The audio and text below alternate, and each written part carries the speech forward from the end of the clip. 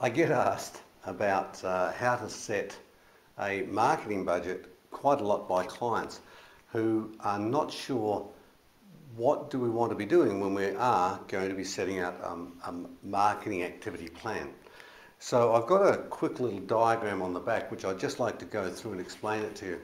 Now this is also available as a download via my website. Just need to reach out and send an email and I'll happily email it to you. But look, just going through this little table on the wall behind me, and it's not as complicated, and it's not complicated. This is a very simplistic marketing activity plan, and it's going through and looking at the activity that you want to be doing first, and then just putting some numbers to those activities. So down on the left hand side, the headings are for the week ending. So this is the week ending. Now, although I've got numbers 1, 2, 3, 4 down to 9 and then blank, so it could be for the rest of the year if you wanted, or for a 12-week quarter. The headings, these headings here could easily be changed in an Excel spreadsheet, and the version that if you'd like a copy of it, that's sent to you has just got the codes in there, and you can easily put in the code for today's date with the obliques. So it could be the 21st of January 2000, whatever the year is. And then you just go to the bottom, next cell down, and just go +7, and then just roll that out for the rest of the year. And that's quickly put in the week ending of when you want to actually be sending out the communications to your clients. So along the top, we have a lead generating letter. So this is one of the activities that we thought, well, how do we reach out and touch our prospective clients and drag them to us? So rather than waiting for our inbound marketing to work, we want to actually send out some outbound marketing and grab hold of the clients and say, hey, hi, we're here, we can help you with your business, why don't you come down and check us out? So we want to send out a lead generating letter, and we're targeting, say, 300 of those in the first week. And then we want to follow that up to build the relationship with these prospects that we don't know. And we want to send out something like a fridge magnet that goes on the side of the fridge, or onto a whiteboard, or onto a filing cabinet. So we'd send out 300 of those, let's say 2 weeks later after the first letter. And then a week after that, we'd do a phone call. So we'd jump on the phone, ring them up. So there's 300 phone calls to make, so it's obviously too big for one person to do. So you may want to engage a telemarketing service, or your secretarial support, or your VAs, or whoever's going to be able to follow up the phone calls. So we follow up with 300 phone calls. Now, here's where we're looking to keep our database refreshed. So here's one of the first touch points. Based upon the feedback from your telemarketer, you'd be instructing them that as they're jumping on the call and they're talking to the prospective client, that they're to go through and make some subjective assessments depending on how the person that they're telephoning responds to their prompters, saying, you know, would you like to come along? The phone call could be to confirm their address and have they received the communications going out, or it could be that you're about to consider inviting them along to a function, and the telemarketer or your secretary or your VA is going to be asking them questions, and depending on their answers, you might decide to cross them off being on your mailing list, because every person that's on your mailing list is actually going to cost you money to communicate with. So you don't want to be having people that are going to be, as far as you're concerned, are going to be time wasters. Don't have time wasters on there. So we now cut that down based upon the phone call from 300 people down to 250. And this would be possibly week 6, but you can measure this out to decide to make it equal your budget, or you can decide you might want to push them up faster and do it on a weekly basis, and you may just want to send letters out, or you may want to change any of these headings at the top. Anyway, so this next one here is we send out 250 pens. Now those pens could be the clickable ones, they could be plastic barreled, they could be a metal barrel depending on your budget and the impression that you're trying to create with your clients or prospective clients.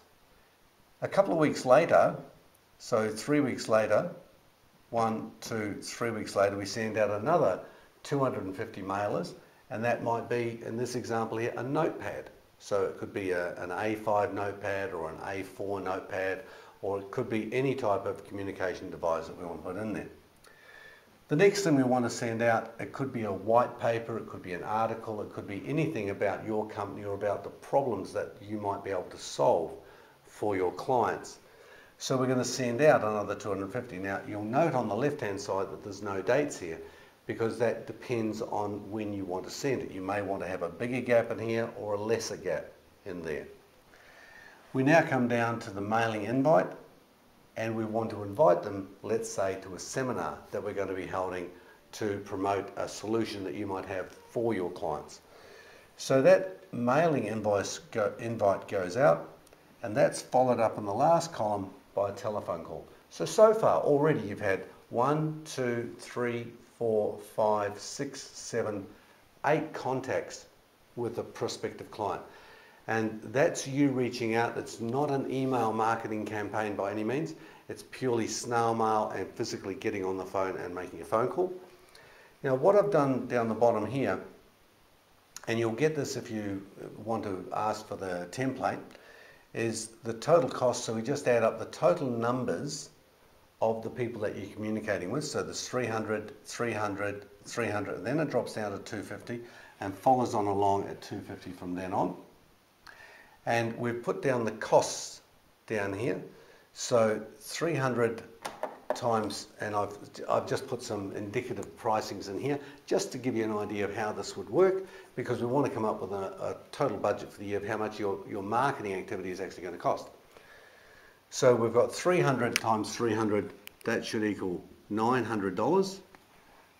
We've got $1.40 for the magnet. So let's say the magnet costs 80 cents and then the postage will be 60 cents or whatever the marketing cost is, depending on the envelope that you're going to be sending out. And that should be 420. Now we've got 300 items going out as the phone call, and we've said that the telemarketer might cost us $20 per hour. That's if it's an internal person, so $20 an hour, and they might be able to make 10 phone calls or 20 phone calls an hour.